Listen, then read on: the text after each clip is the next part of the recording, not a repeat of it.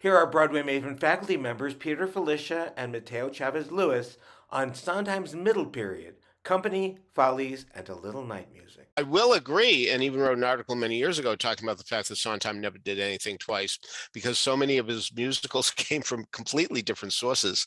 I mean, it's just amazing when you look at it that essentially Company came from one-act plays, and Follies came from a photograph of Gloria Swanson standing in front of the Roxy Theater when it was being demolished. Little Night Music is a foreign movie and a Swedish movie. Pacific Overtures came from an unproduced play that a young man had written. So Sweeney Todd came from a British play that was lying fallow. Merrily We Roll Along was from a play that went backwards, which is Sunday in the Park from George came from a painting. So, you could do all these things. So he never did do anything twice. It was really quite amazing how if anything was suggested to him that he had done before, in any way, shape, or form, he would not be interested. Yeah, Peter, tell us a little bit about Company, Follies, and a little night music. Sure. What's really interesting about all three of these shows is the fact that they involve marriage to a great degree. First off, Company shows us a lot of unhappy marriages, people who want to get married and people who don't want to get married, especially Bobby and Amy.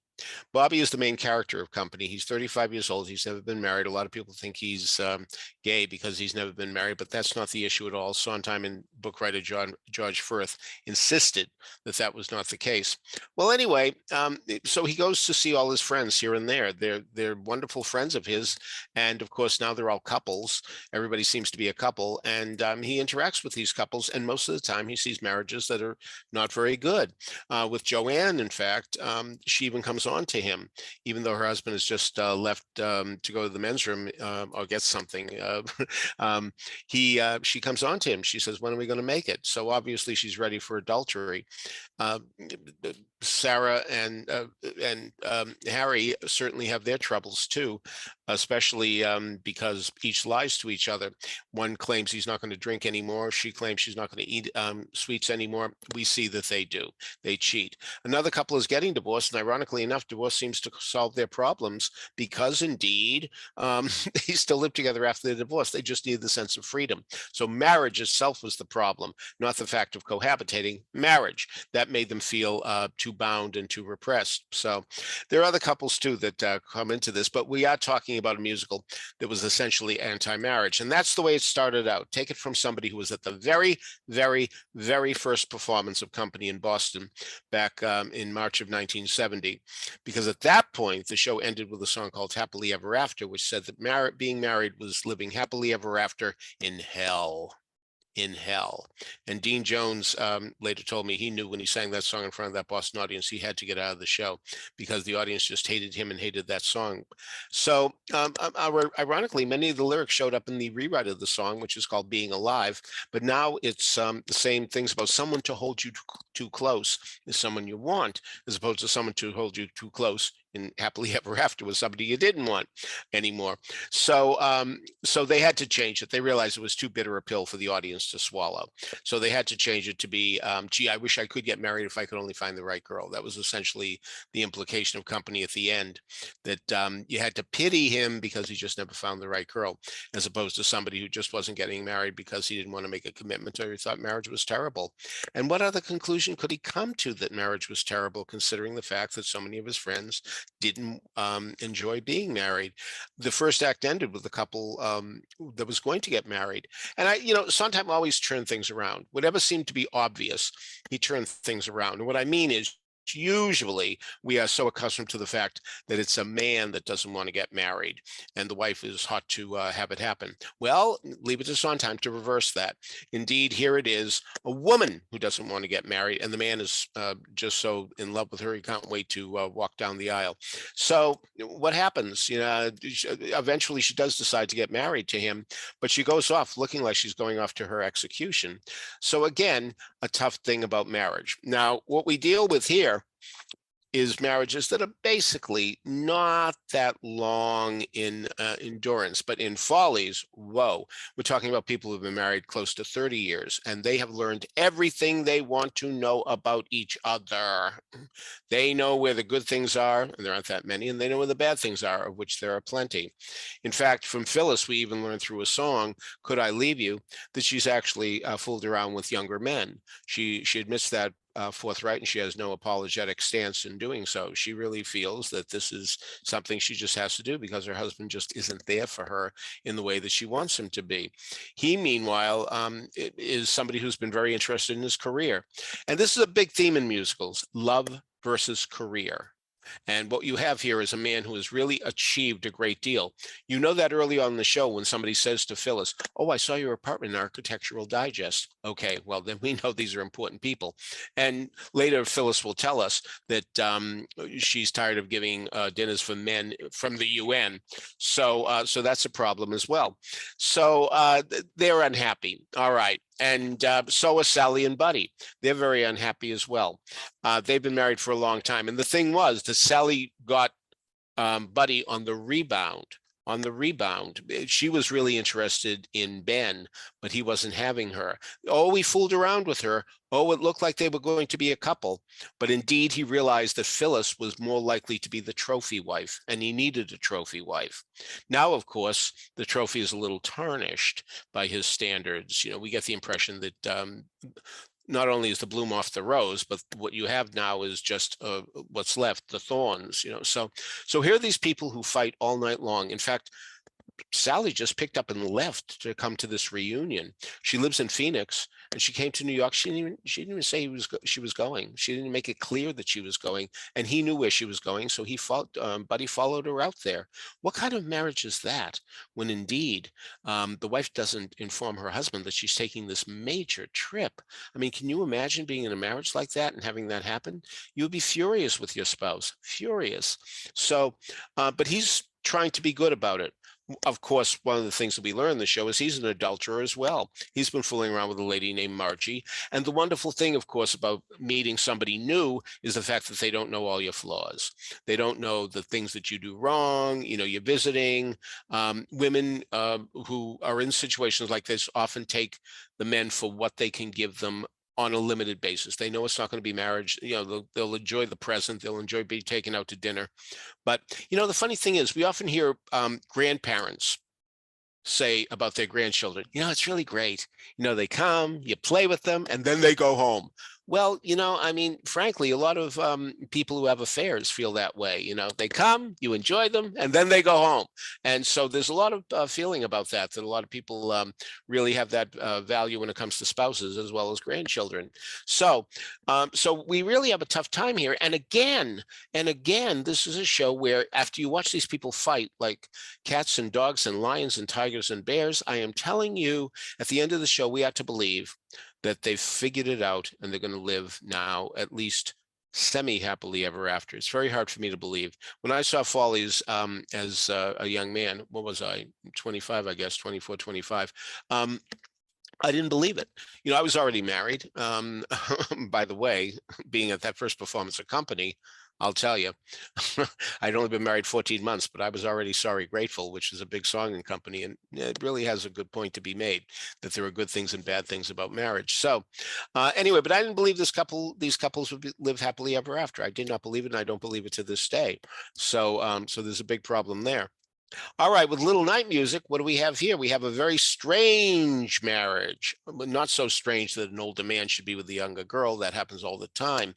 But the young girl has not allowed herself to be divergenized, you should pardon the expression, by her husband, Frederick. So Frederick is very frustrated that Anne will not do it with him. So what does he do? He goes to an old lover. She's Desiree. She's an actress. She's been around, and he hopes that they can rekindle something. And she really likes him. She really does. And she says, what are old friends for? And so as a result, they do wind up going to bed together. This is a problem because Carl Magnus is her current lover, and he shows up unexpectedly. Well, Well, I mean, the point is Carl Magnus is married to Charlotte, on whom he's cheating, but nevertheless, he expects her to be faithful. That's what a wife does, while the husband can go out and sow as many wild oats as wildly as he wants. So again, marriage is in trouble. This is for all the talk about he never did anything twice. Yeah, he certainly was attracted to themes where marriages were in trouble in one way or another. So, but the point is, one of the statements made in Little Night Music, very subtly, but it's made, is the fact that really people do tend to be happier with people their own age. So, Desiree is older than Carl Magnus, and certainly Frederick is much older than Anne. And what happens? Well, Anne winds up running off with Frederick's son, Henrik, who is basically the same age as she. And Frederick winds up with Desiree, who's basically the same age as he. And well, we'll see what happens. No, we won't see, but we can only wonder what happens with Carl Magnus and Charlotte. I don't think anything good will come of it. She is so inured to the fact that he cheats on her. That's what makes it very interesting. Again, in most things you see when people are cheating on people, the wife gets outraged. She stamps her foot. I'll take you for everything you got, all that kind of stuff. Charlotte's inured to it. For one thing, we're talking about a show that takes place at the turn of the last century, like when the 1900s were beginning, somewhere around there. And really, wives had so few options, that she just decides to grin and bear it, and that's all there is to it. She still, in a strange way, loves her husband because feelings are hard to shed.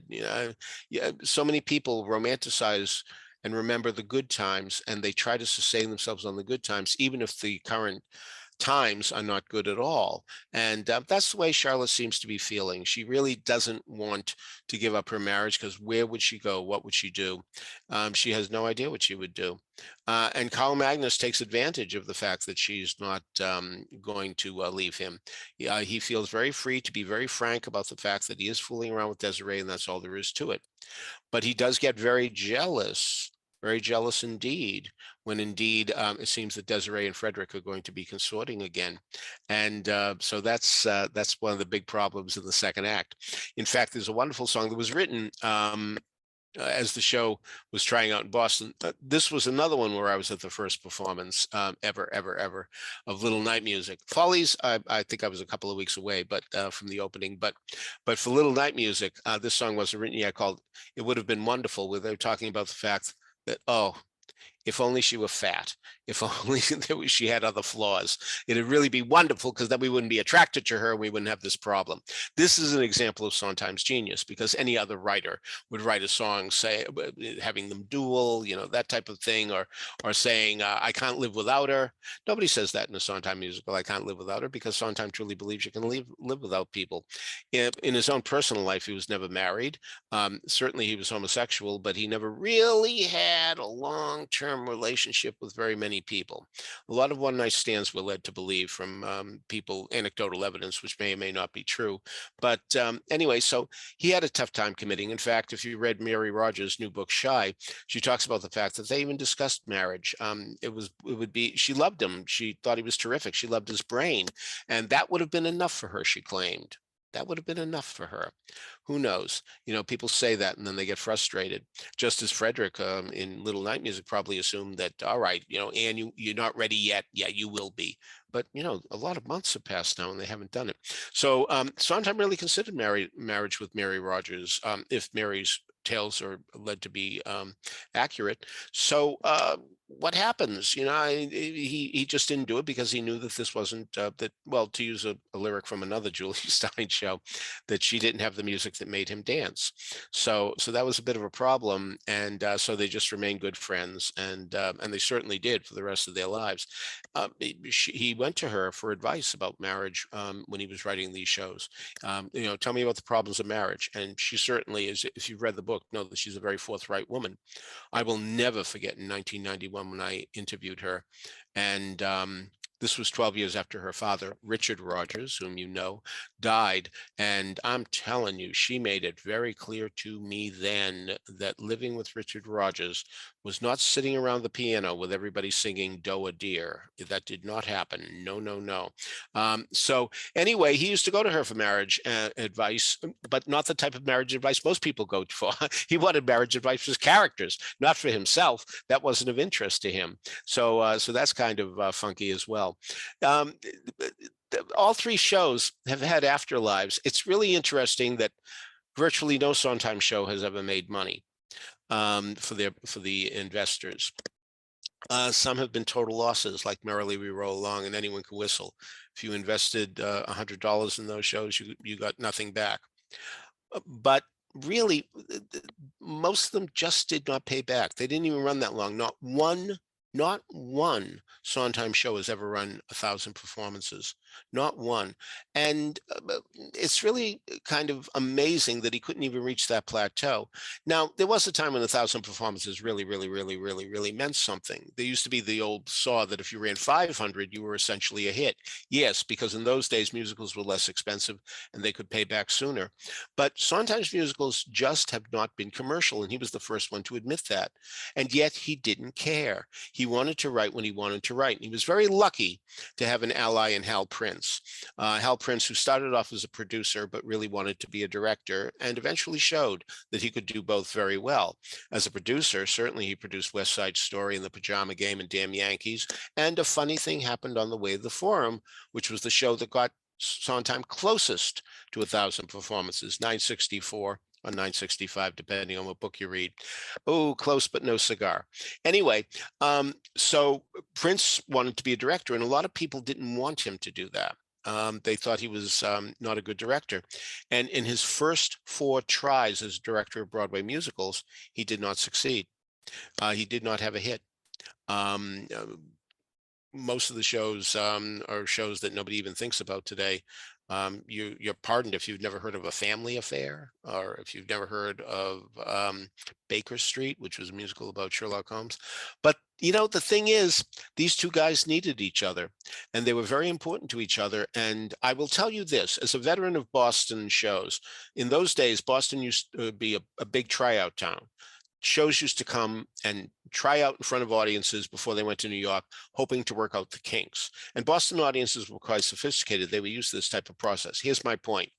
I saw so many musicals make so many changes, and the changes didn't make the show necessarily that much better. These guys, Sondheim and Prince, made the fewest changes, but made them count the most. That was so amazing about watching these guys do it. They were really in tune with each other. And we'll never know what might have happened had they not had that disaster in 1981 of Merrily We Roll Along, which hasn't turned out to be so disastrous. It's been revived a million times and is going to come back to Broadway in the fall. But somehow that drove them apart. And they basically never worked together again. Basically, they did sort of team up for a show much later, but nothing really became of it that's worth talking about. So what would have happened? We wouldn't have had Sunday in the Park with George. We wouldn't have had Into the Woods. Or would we have had? I mean, it's possible that Into the Woods would have happened because that's about fairy tales, and that's always on the table. Sunday in the Park with George really came from the other guy, James Lapine. But the thing is that here we were in the golden years of Sondheim's career. Those were the 70s.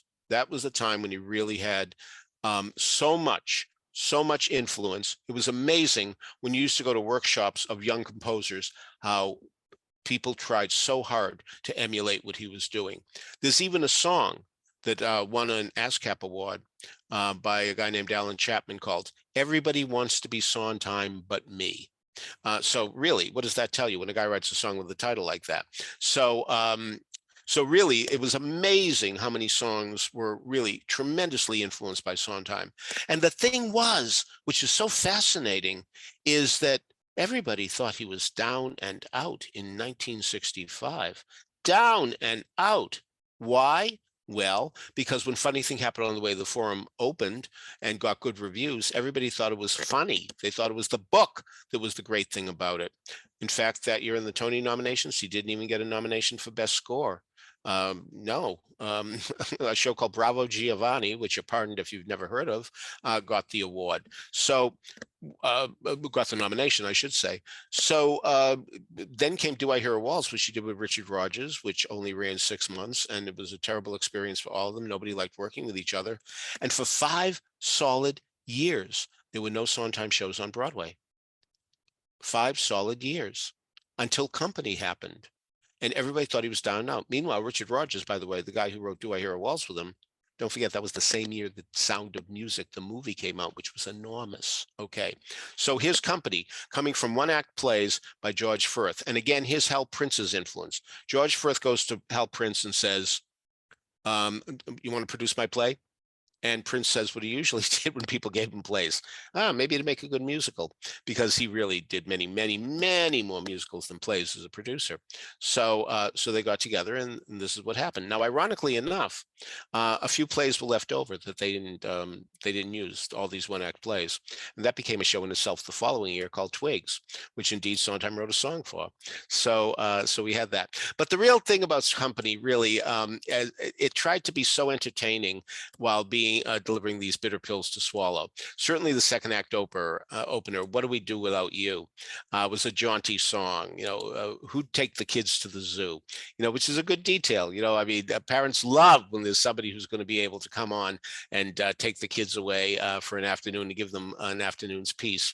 So, but then they talk about side by side by side, the fact that that they are side by side by side, because there's the married couple and he's the other person, so to speak, the fifth wheel, that he seems to be with them, and he's with nobody. And there was a very clever dance move there where the married couples would dance, dance, and then he would dance with nobody.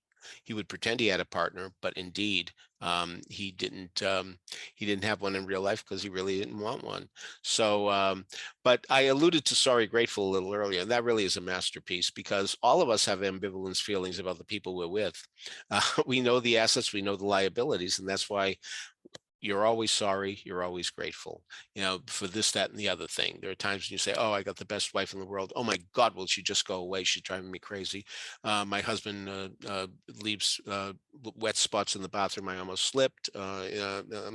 He turns up the music too loud, the heat, all those issues. However, there are times when you need a shoulder to cry on, and the person's usually there for you. So Sorry Grateful is a very, very smart idea for a song.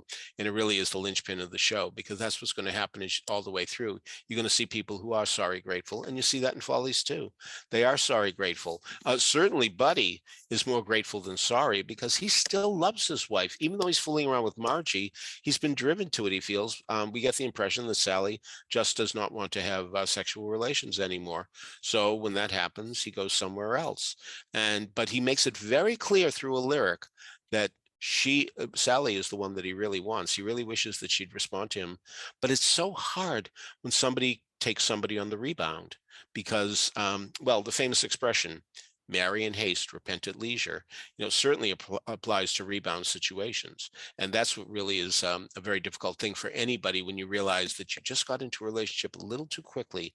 Who would have come along if I had waited a little longer? Maybe somebody far more ideal, or ideal at least, than the person I'm with.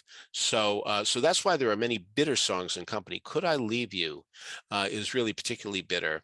And she says, will I leave you? Yes. Could I leave you? Yes. But would I leave you? Yes. She wants to keep him guessing. That's part of the fun of it. As she says early in the show, you hate it when I'm having a good time, don't you? You just hate it. And, to be fair, it's very hard for a guy to come to a reunion where he knows nobody.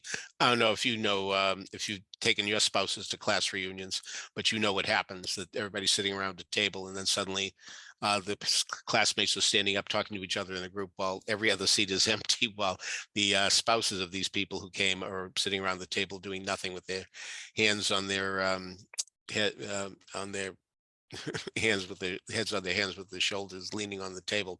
So it's a tough thing, that's really what goes on in all these shows, these three, and looking ahead in a very strange way, I'm going to make a strange statement about Pacific Overtures, and that is the fact that early in the show, Pacific Overtures, which is the next show after Night Music, it takes place in Japan. It deals with a lot of Japanese values, and a lot of Japanese values include that if you catch a certain fish when you're fishing, that means good luck for a year.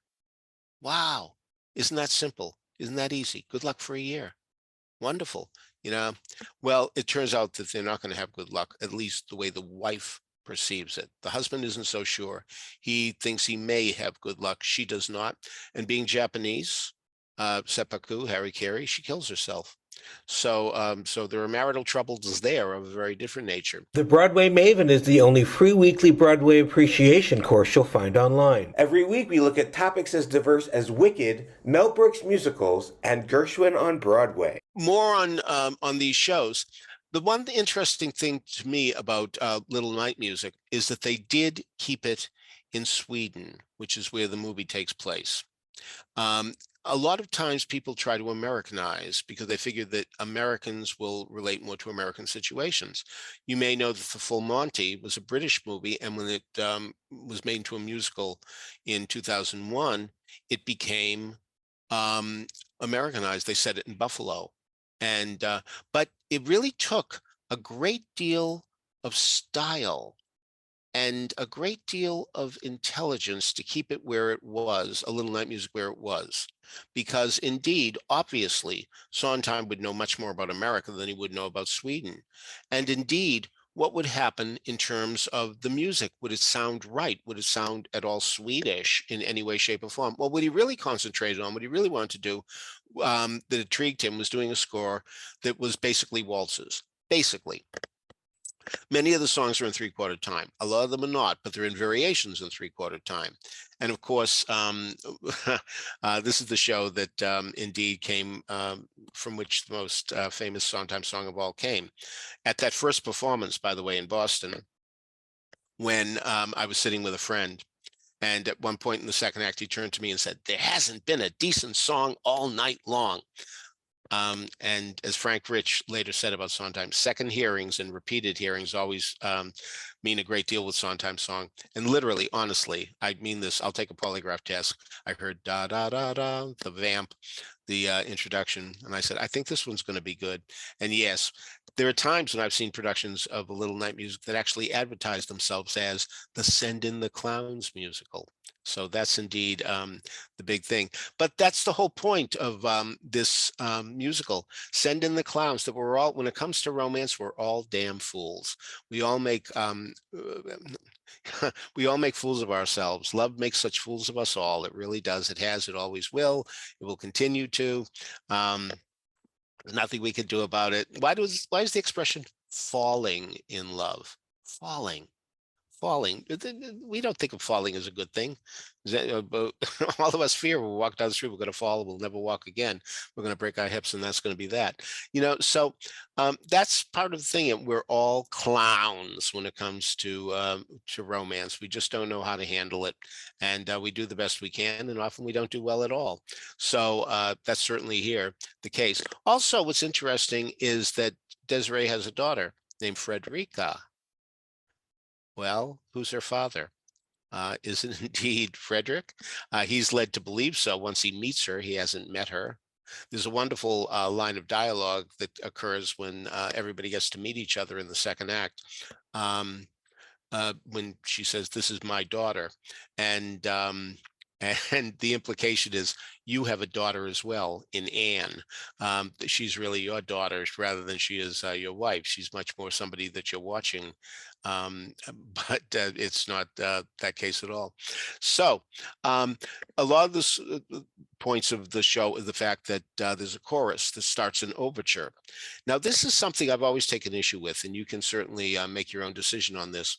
But instead of having a conventional overture, where indeed musicians are in the pit and play the music, and then the curtain goes up, here the curtain was already up, and people came on and started singing little snippets from the score. Now, the thing is, I think that's a very big mistake. I think that they should have projected on the back wall overture, because here are people coming out and you assume these are the characters you're going to be with all night long, that you're going to be interested in, and they're singing little snatches of songs. What do they mean when they saying unpack the luggage, la la la? What luggage is it? So it was very confusing. But again, Sondheim just loved to challenge his audience, and I think that had more to do with that. Let's try something different. Let's try something different was certainly his mantra, and that was what was going on here. So even the overture was unconventional. And when you look at it, company doesn't have an overture. Follies has what they call a prologue rather than an overture as people arrive at the reunion. So that's there's no overture in Pacific Overtures. There's no overture in Sweeney Todd.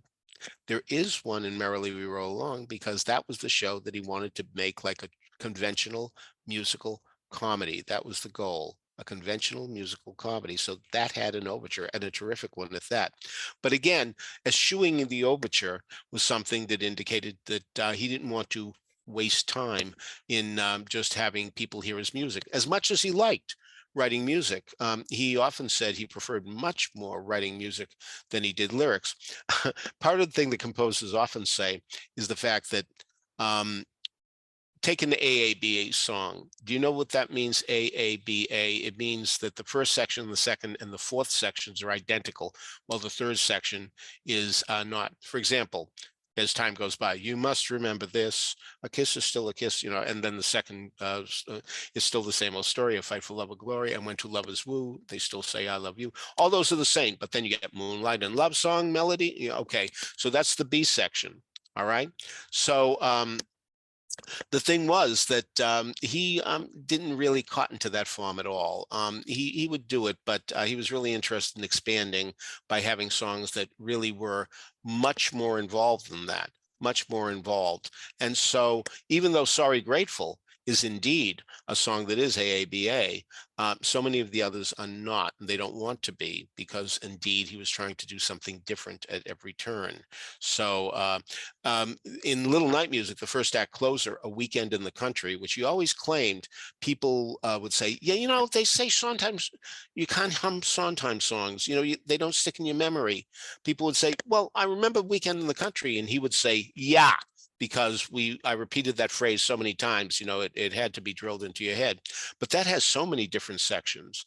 So does the opening sequence when we meet Frederick, and we meet Anne, and we meet Henrik, his son, her stepson, because now you have a song called Now, in which he sings about the fact that he hopes that something will happen now with his wife, while she sings a song called Soon. Soon I promise. Soon I want to. That's a very smart lyric, I want to, because so many men have heard that over the years, that they're trying to get the women to consort with them, and I want to. Yeah. Well, if you wanted to, you would, so. And then later, Henrik is very hemmed up, because he's always told, do it later. Later, Henrik, we'll talk to you later. Not now, huh? Please, not now, later. And it's always later. But these are three very ambitious pieces, and yet he forged them all together at the end together. So all three people are singing sections from the songs, and yet skillfully, you are able to pick out who's singing what and what they're saying. It's very interesting how that happens.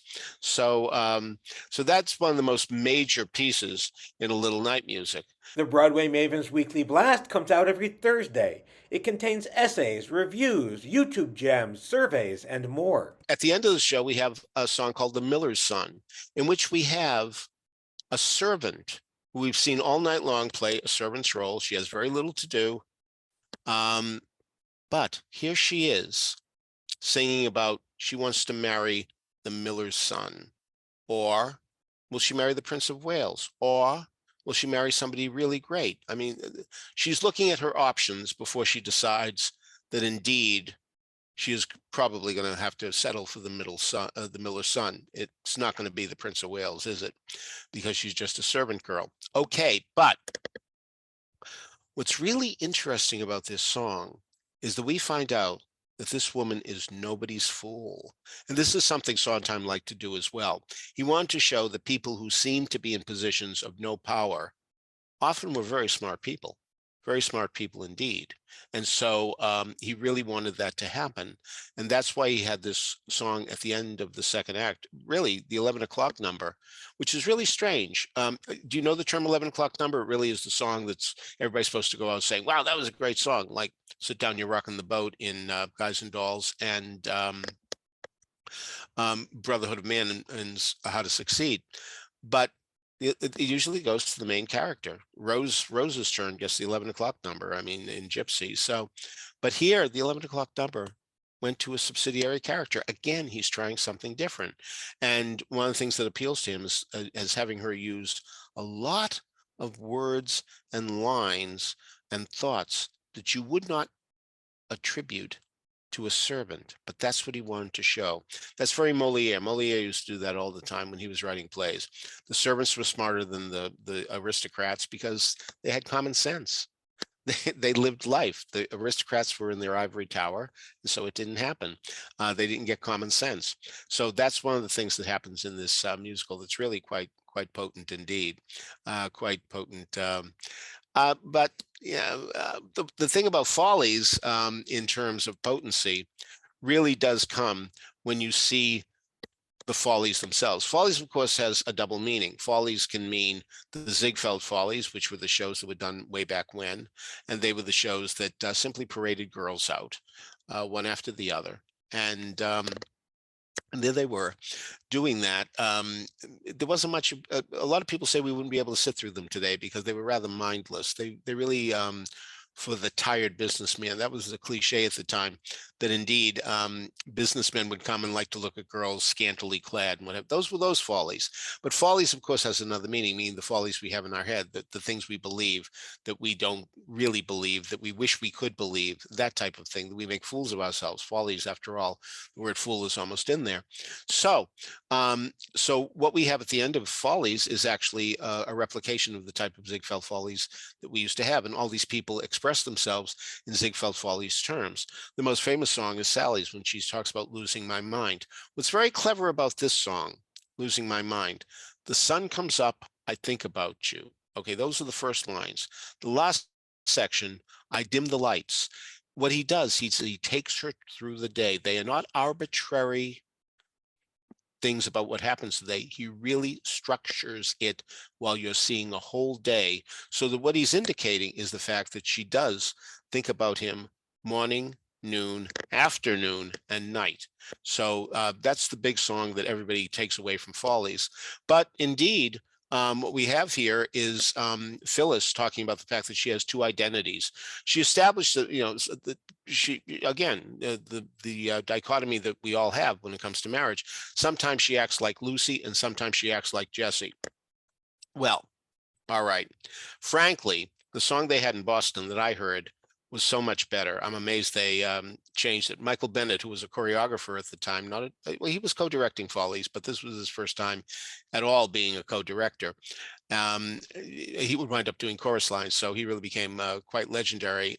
But the thing was, he said to Sondheim, I don't like that song you've written called Uptown, Downtown. And it's amazing considering what it was that Sondheim didn't say, look, buddy, you were in high school when I had West Side Story on Broadway. No, he said, okay, I'll write a new one. But the song Uptown, Downtown, talking about the same concept of the woman who's certainly not sure where she should be in life. He talks about a woman who sits at the Ritz with her splits of mums, but then she pines for some steins with her village chums. But with her with her mitts on the Schlitz. I mean, is this incredible? It's so schizo is the last line. I mean, it's just amazing what he would throw out because the director said, yeah, I think we can do better. And now, again, that concept was also made with a song called Can That Boy Foxtrot, in which an old actress talked about her boyfriend of way back when, that he couldn't do very much. But who needs Albert Schweitzer when the lights are low? What a great lyric, huh? But the thing is, can that boy foxtrot? And you saw the audience, especially in Boston, which was a very conservative town, when Yvonne DiCarlo said Whoa, are we really going to have hear that naughty word? No, we're not. It was Foxtrot. But Sondheim realized this was a one joke song, that after people reacted to Foxtrot the first time, every time he repeated Foxtrot, the laughs were diminished to the point where they were none at all. So what did he do? He wrote a whole new song called I'm Still Here. I would say the greatest song to ever be written out of town, by far. It's a list song. No question about that, in which she lists things from way back when. A lot of people don't know what she's referencing half the time. Amos and Andy, a show that basically went off the air by this, even in reruns, they wouldn't show them into the 60s because it showed a type of black life that the blacks didn't want to be seen anymore. BB's Bathysphere, you're pardoned if you never heard of that either. But again, this was 1971, and the audience for Broadway shows always tends to be a little older. So as a result, these people did remember it then. It's just harder for people now. In fact, the lyric, I've been through Brenda Fraser and I'm here, has been changed over time to I've been through Shirley Temple and I'm here. Let me recommend albums if you're going to hear what these albums are like. The best album for Company certainly is the original cast album, but the best album for Follies is not the original cast album. Don't get that one because it's terribly truncated. They didn't put nearly enough of the score, and they certainly abridged so many of the songs. So what you really have to get is the one that was done at the Paper Mill Playhouse, which had a great cast: Ann Miller, Phyllis Newman, Kay Ballard, really great people in it. Or you can get the Follies in Concert, which was done in 1985. Barbara Cook is on it. Certainly Mandy Patinkin is on it as well. A lot of great stars are in that one as well. Carol Burnett is on it. So, but those are the two that you should get so you can really get to know what Follies is. As far as the London cast album of A Little Night Music, that one that was done with Judi Dench playing Desiree is worth hearing because he expanded the song that Frederica sings about her mother, which is called The Glamorous Life, meaning that the mother really doesn't have that glamorous a life, but still, compared to other mothers who just our housewives, she has a very glamorous life. But he expanded that for the movie version. The soundtrack of that is very hard to find, and it's not worth really finding. But the London cast album with Judi Dench is the best of the Little Night Music recordings. So consider those and when you're shopping around. So original cast for Company, Paper Miller, What Follies and College, search for Follies, and indeed the London cast album of A Little Night Music. Company, Follies, and A Little Night Music. Now, those are 3 shows, Gail, over the course of 4 years. Is that correct? Boy, something like that. It was really a productive and fertile time. Yeah, interesting. I mean, I consider it middle Sondheim, right? Those 3 shows are middle Sondheim. Sure. Really Why middle. not? Yeah. The first of these was Company, which happens to be one of my favorite musicals, if not my favorite musical of all time. And part of the reason I love Company so much is because of the score and how richly emotional it is, while still being very kind of musically complex and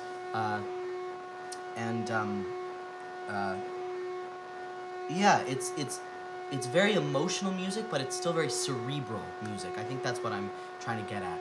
Sondheim is a very cerebral writer.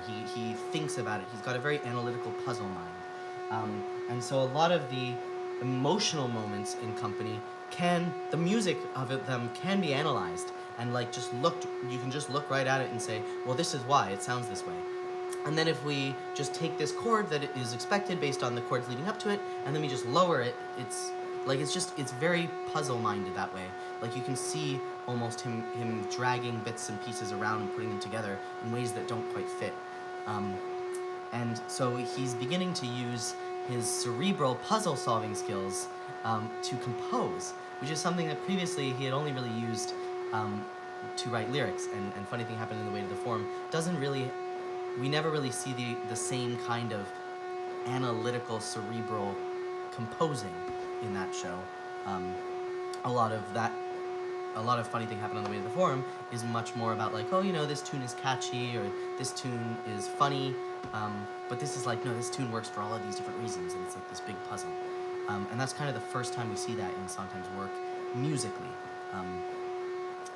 And it's kind of the beginning of the Sondheim sound, because that kind of cerebral, puzzle-minded composition becomes kind of synonymous with Sondheim's name, and people start associating him with that kind of composing. Next we have Follies. Now Follies is interesting because he's writing about basically the Ziegfeld Follies, a fictionalized version. So he's using song structures and song styles that were popular in that era, and that Ziegfeld actually put in his Follies. He's trying to kind of emulate that sound.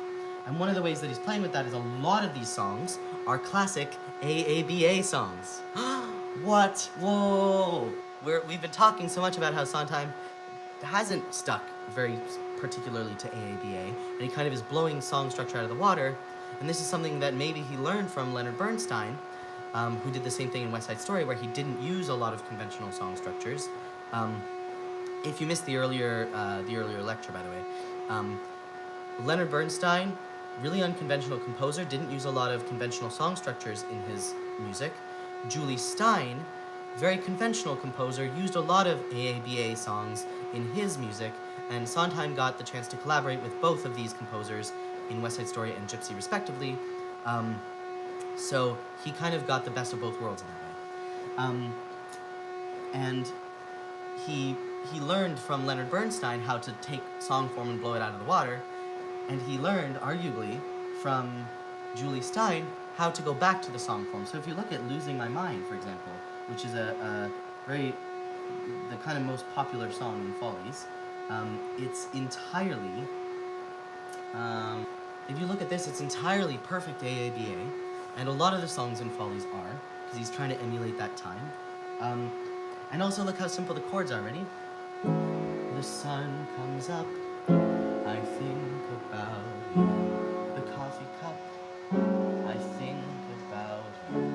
I want you so. So far, it's like a very conventional chord progression. A flat, then A flat augmented, which just means you take the A flat chord is composed of A flat, C, and E flat, and you just change one of those, you just change that E flat to an E natural. That's all you do. So it's a very simple little change. And then that E leads very naturally up to an F. So there's F minor, and then A flat 7 is, as soon as you add that seventh note, it leads really nicely into D flat. So that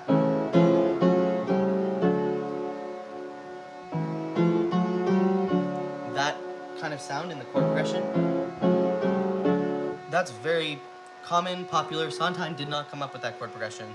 That's kind of common usage in this style of music, and it actually is the exact same chords, interestingly, as maybe this time I'll be lucky, maybe this time he'll stay. And I wouldn't say that Sondheim is plagiarizing here, for two reasons. Number one is he adds a little bit of Sondheim spice into it. So for example, he's got this note here. Sun comes up, I think about you. The coffee cup, normally it would just go, I think about you, right? But instead, Sondheim adds this tiny little flavorful note. Just a little tiny change. Instead of just this, the coffee cup, I think about you. Instead of that, he goes, the coffee cup, I think about you. You may not have even noticed it, but it's this tiny little, this note here. And because that's an A natural, which shouldn't go with the A flat 7 chord, so we've got A flat, C, E flat, G flat, which make up that 7th chord, and then an A natural with that, because there's an A flat in the chord, so an A natural on top of an A flat sounds like this. Like, that's a really weird sound. But because that A natural leads really nicely into the D flat chord, right? Because we have natural flat, that kind of natural movement there. So it leads really nicely into the D flat chord, and because of that, it actually works really nicely. So there's that really dissonant, tension, and release. So that's something, again, that's a Leonard Bernstein, right? Weird note, weird clash, release, resolve. These notes clash, and then these notes come together. So he adds a little bit of that. But for the most part, it it is like just normal chord progression. The second reason that I don't think that he plagiarized is because you can't. You cannot plagiarize a chord progression. There's only so many chords, and you can use the same chord progression in very, very different ways too. If you could copyright chord progressions, then every single song you've ever heard on the radio in the 21st century would get sued by whoever came up with this chord progression. Right, that's every song on the radio today. Those are like the 4 chords that make up every song. So you cannot copyright a chord progression, and therefore Sondheim is officially not plagiarizing, but he's also especially not plagiarizing because he is adding a little bit of that Sondheim spice. But otherwise, Losing My Mind is a very kind of standard song, right? It uses these basic chords, and it uses AABA form. We start, the sun comes up, I think about you. I want you so, it's like I'm losing my mind, right? A section. Then we have, the morning ends, I think about you. I talk to friends, I think about you. And do they know? It's like I'm losing my mind. Same thing again, losing my mind. So we've got the A section, blah, blah, blah, losing my mind, blah, blah, blah, losing my mind. Then this section, which is totally different, which goes, all afternoon doing every little chore. The thought of you stays right. Sometimes I stand in the middle of the floor. Right, totally different than what we've heard before. Like, I don't even know how to play this. It's way more complex and weird. And then we come back to I dim the lights. Our simple chord progression, our A section again. So we've got A, A, B, A. Yeah, so that's Follies. Follies, he is experimenting a little bit more with more traditional song forms because he's trying to evoke the feeling of the actual Ziegfeld Follies, which used this style of music. So that's kind of the game that he's playing in Follies. And then, of course, the game that he's playing in A Little Night Music is that every single song in the whole score is in a waltz time signature. So, you know, when we're counting music, we can count it 1, 2, 3, 4, 1, 2, 3, 4, 1, 2, 3, 4. Most songs you can count like that, like Losing My Mind. 2, 2. The sun comes up, I think about you. Ba ba ba ba, ba ba ba ba. 1, 2, 3, 4. 1, 2, 3, 4. 1, 2, 3, 4. 1, 2, 3, 4. Right? So we can count 1, 2, 3, 4. There's always that underlying pulse. The other option, I mean, you can do some weird time signature like 1, 2, 3, 4, 5, 6, 7. 1, 2, 3, 4, 5, 6, 7, which creates this weird feeling. But that is very, very rare. The other major way of counting music is in 3, right? 1, 2, 3, 1, 2, 3, 1, 2, 3, 1, 2, 3, and that gives it a waltz feel. Da da doom da da doom da da. 1, 2, 3, 1, 2, 3, 1, 2, 3, 1, 2, 3. So that gives it like a waltz feel, and that is how A Little Night Music is written from start to finish. There's not a single song that is written in 4/4 time.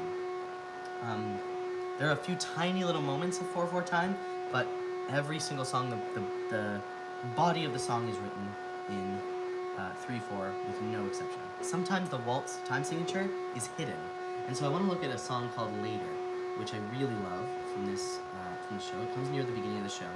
It's sung by Henrik.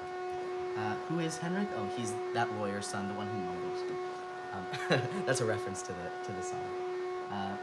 And Henrik's song Later starts like this.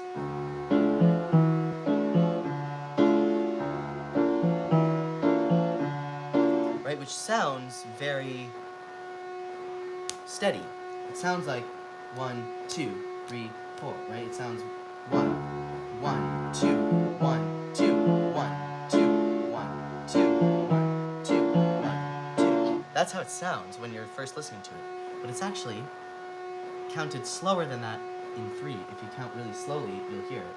1, 2, 3, 1, 2, 3. So it's still in a waltz time, even though it has this like 1, 2, because it's, instead of being 4 groups of 1, 2, instead of being 1, 2, 1, 2, 1, 2, 1, 2, 1, 2, 1, 2, 1, 2, 1, 2. See that extra added 1, 2 makes it a group of 4, 1, 2, 1, 2. Like 1, 2, 2, 2, 3, 2, 4, 2. Right? Instead of that, it goes 1, 2, 2, 2, 3, 2, 1, 2, 2, 2, 3, 2, 1, 2. So it is still a waltz time signature. So that's, again, Sondheim is just like having fun, playing around, experimenting. He's like, okay, I'm gonna write a score entirely in waltz, which is a crazy, like, never before heard of thing to do, first of all. And then second of all, he's like, and then I'm gonna play around within that waltz. Like, maybe I can hide the waltz somewhere. I can make it feel almost like it's in a count of 2 or a count of 4, but it's not. So he's just playing games, seeing what can I do with music. And he's really kind of trying to actively to break open the boundaries of what is possible in music.